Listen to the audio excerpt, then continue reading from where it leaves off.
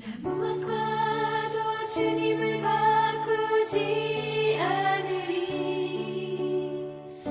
다른 어떤 은혜 구하지 않으리.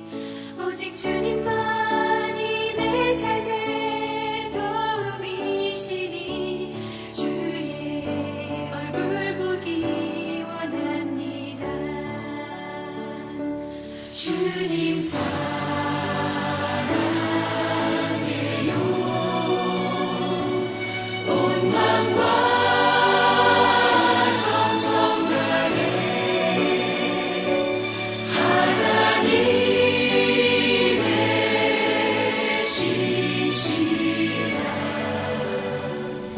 친구 되기 원합니다.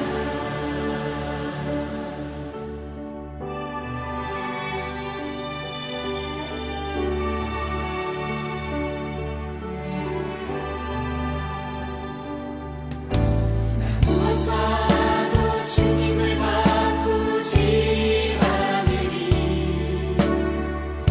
다른 어떤 은혜 구하지 않으리. 오직 주님만이 내 삶의 도움이시니 주의 얼굴 보기 원합니다. 주님 사랑해요.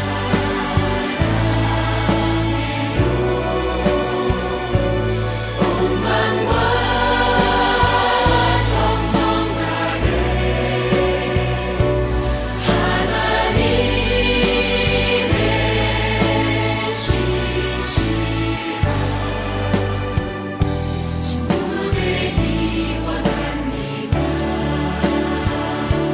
주님 사랑해요.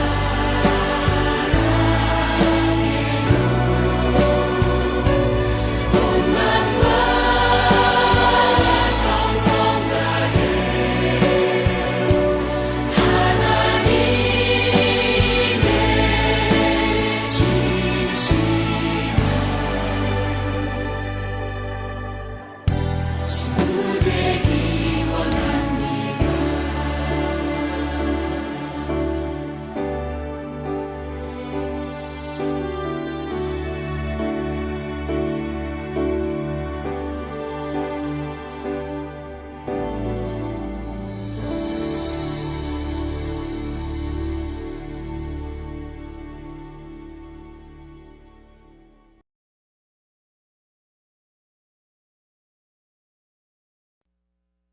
여호와께서 모세와 아론에게 말씀하셨습니다.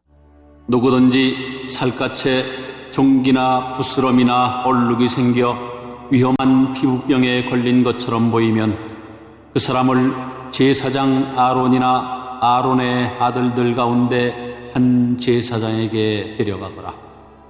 제사장은 그 사람의 살갗에 난 병을 자세히 살펴보아라. 만약 병든 부분에 난 털이 하얗게 되었고 병든 부분이 다른 부분보다 우묵하게 들어갔으면 그것은 위험한 피부병이다. 제사장은 그 사람의 병든 부분을 잘 살핀 다음에 그 사람을 부정하다고 선언해야 한다. 만약 병든 부분이 하얗게 되었지만 다른 부분보다 우묵하게 들어가지 않았고 그 자리에 난 털도 하얗게 되지 않았으면 제사장은 그 사람을 다른 사람들에게서 7일 동안 떼어놓아라. 7일째 되는 날에 제사장은 그 사람을 다시 잘 살펴보아라. 병든 부분이 변화되지 않았고 살갗에 퍼지지도 않았다면 그 사람을 7일 동안 더 떼어놓아라. 7일째 되는 날에 제사장은 그 사람을 다시 자세히 살펴보아라. 병든 부분의 상태가 좋아졌고 살갗에 퍼지지도 않았다면 제사장은 그 사람을 깨끗하다고 선언하여라. 그 사람의 살갗의 병은 뾰루지에 지나지 않는다. 그 사람이 옷을 빨면 그 사람은 다시 깨끗해질 것이다. 그러나 제사장이 그 사람을 깨끗하다고 선언한 뒤에 살갗의 병이 다시 퍼지면 그 사람은 다시 제사장에게 가야 한다. 제사장은 그 사람을 자세히 살펴보고 만약 뾰루지가 살갗에 퍼졌으면 그 사람을 부정하다고 선언하여라. 그것은 위험한 피부병이다. 위험한 피부병에 걸린 사람은 제사장에게 데려가거라. 제사장은 그 사람을 자세히 살펴보아라. 만약 살갗에 흰 종기가 생겼고 털이 하얗게 되었고 종기에 생살이 난 것처럼 보이면 그것은 위험한 피부병이다. 그것은 이미 오래전부터 생긴 병이다. 제사장은 그 사람을 부정하다고 선언하여라. 그러나 그 사람을 따로 떼어놓을 필요는 없다. 그 사람이 부정하다는 것을 이미 누구나 다 알기 때문이다. 만약 제사장이 보기에 피부병이 온몸에 퍼져서 머리끝부터 발끝까지 덮었으면 제사장은 그 사람의 몸 전체를 자세히 살펴보아라. 만약 피부병이 온몸을 덮고 있으면 제사장은 그 사람을 깨끗하다고 선언하여라. 온몸이 휘어졌으므로 이미 나은 자이다. 그러나 만약 생살이 드러나게 되면 그 사람은 부정하다. 제사장은 생살을 자세히 살펴보고 그 사람을 부정하다고 선언하여라. 생살은 부정하다. 그것은 위험한 피부병이다. 만약 생살이 다시 하얗게 되면 그 사람은 제사장에게 가야 한다. 제사장은 그 사람을 자세히 살펴보아라. 만약 병든 부분이 하얗게 변했으면 제사장은 그 사람을 깨끗하다고 선언하여라. 그 사람은 깨끗하다.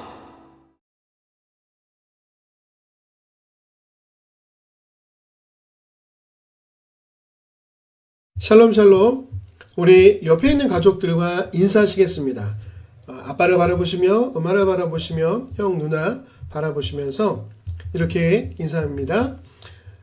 아빠는 하나님의 포이에마입니다. 엄마는 하나님의 작품입니다. 형은 하나님의 시입니다. 인사하십시오.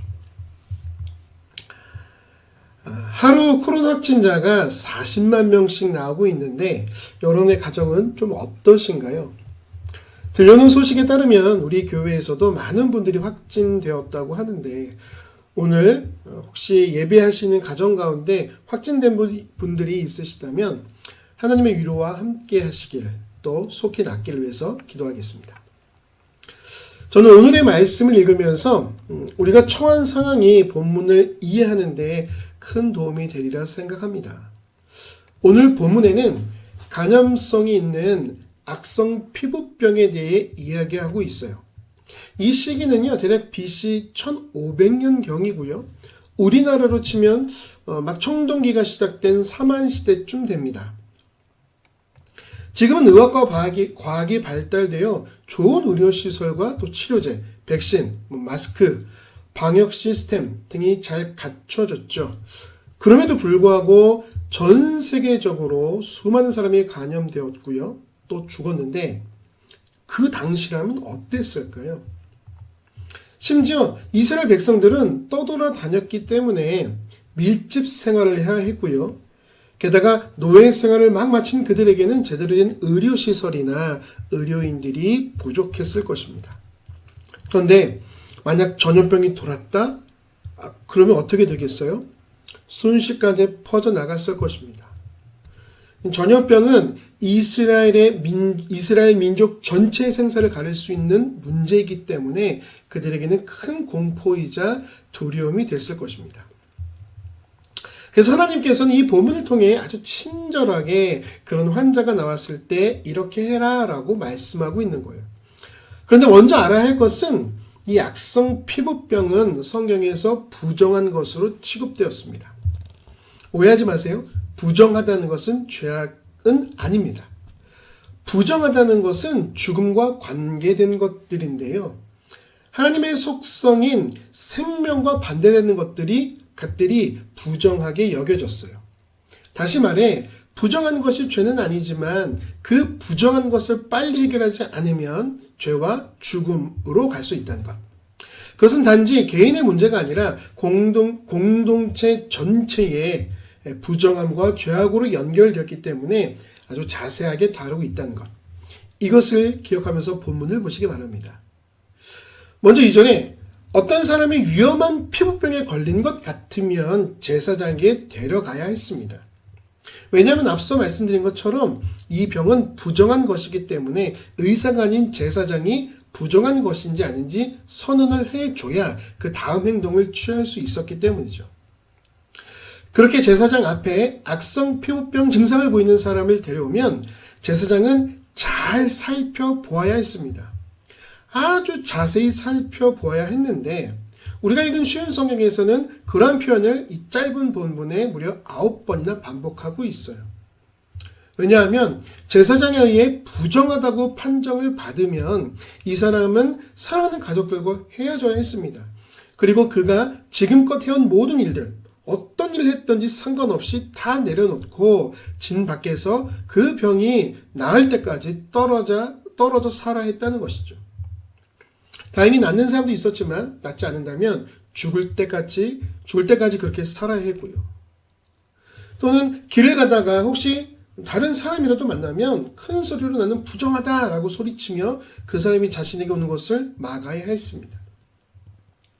이렇게 한 사람의 삶을 완전히 바꿀 수 있는 이 판정을 허투루 해서야 되겠습니까? 그래서 하나님께서는 제사장에게 자세히 살펴보라고 강조하고 또 강조하고 계시는 거예요. 그래서 확실히 아니면 아니다, 확실하면 맞다 선언을 해야 하는데 상태를 보니까 좀 애매하면 7일을 자가격리시키면서 상태를 살펴봅니다.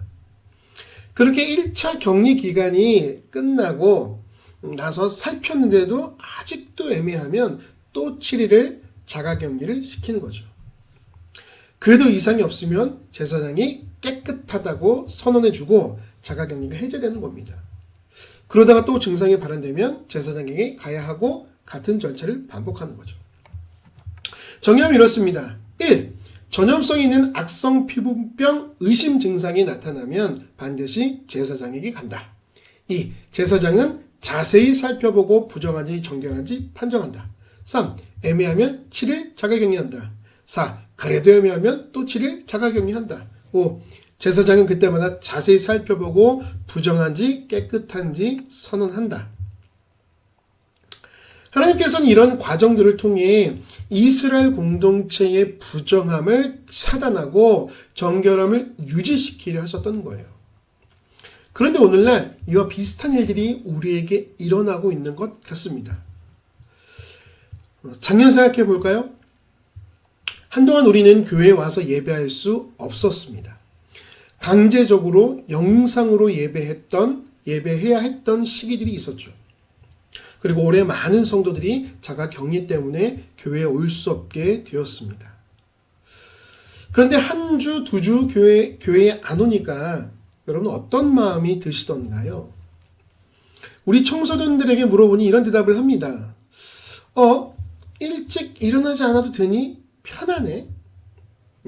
위도만 갈아입어도 아무도 모르네. 세수 안 해도 필터 끼면 깜짝 같아.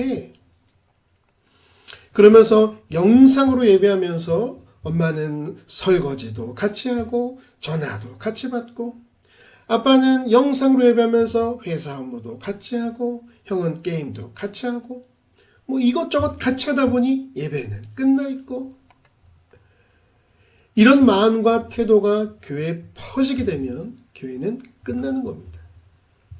그런데 너무나 많은 한국의 성도들이 이런 마음과 태도에 빠져버린 것 같아 가슴이 아픕니다.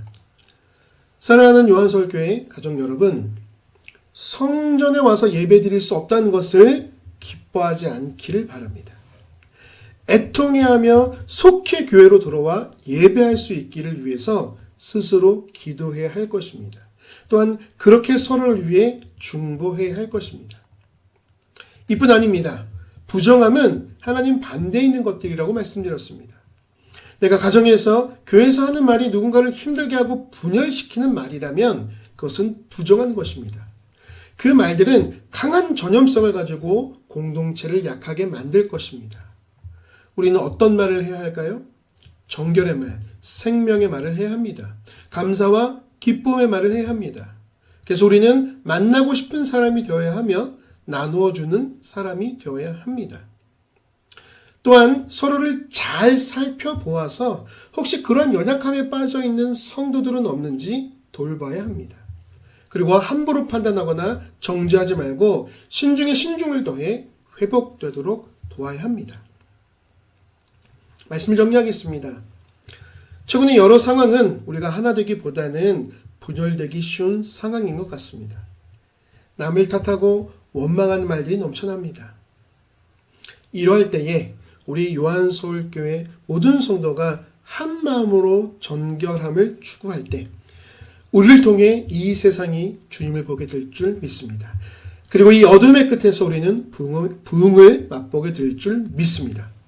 그러한 날이 속히 오도록 함께 힘써 나가는 모두가 되시길 기도합니다.